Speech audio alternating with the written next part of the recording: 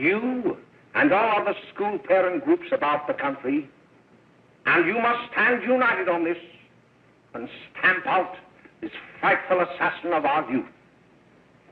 You can do it by bringing about compulsory education on the subject of narcotics in general, the dread marijuana in particular.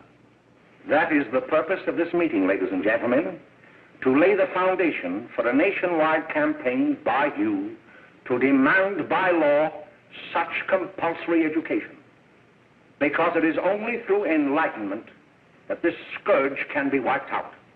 Out of the traffic in these drugs, a lawlessness that we can scarcely estimate has grown and is now flourishing. It exists in almost every city and hamlet in the country. It might be interesting and important for you to know some of the methods used in bringing these drugs into the country, and the work of the forces of law and order, which are daily combating the traffic, always at the risk of life by their agents. This ceaseless fight against the drug traffic is directed by the Department of Narcotics, Washington.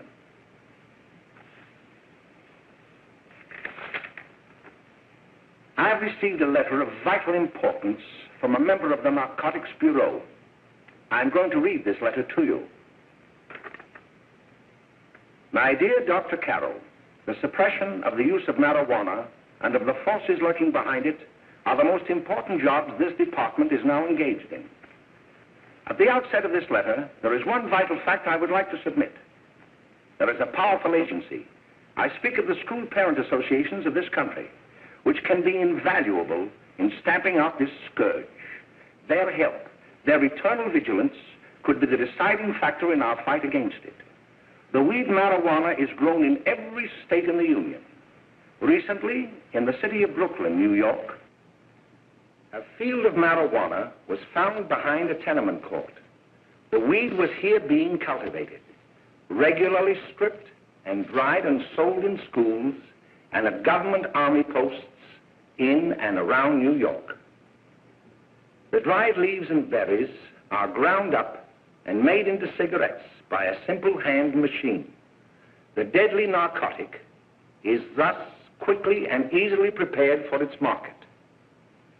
The sale of marijuana is even more difficult to detect and halt than the traffic in drugs such as opium, morphine, and heroin. They are hidden in fake jewelry cases, in the heels of shoes, women's shoes especially, because the drugs can be secreted in false heels. Hollowed shaving brushes are another medium. Books with false centers are often used. Watch cases are convenient hiding places. The value of drugs thus seized is enormous. Recently, a huge supply of heroin was taken. It was concealed in an apparently harmless shipment of 35 barrels of olive oil. The deadly drug was burned in the incinerator of the Bureau of Engraving and Printing. And more vicious, more deadly even than these soul-destroying drugs is the menace of marijuana. No doubt many of you do not believe that these things do happen, but they cannot happen to you. You may also believe that the facts have been exaggerated. Let me tell you of something that happened right here in our own city. You probably read about it in the papers. However, I'll give you the real facts behind the case. There was an apartment near one of our high schools. It was run by a woman known as May Coleman.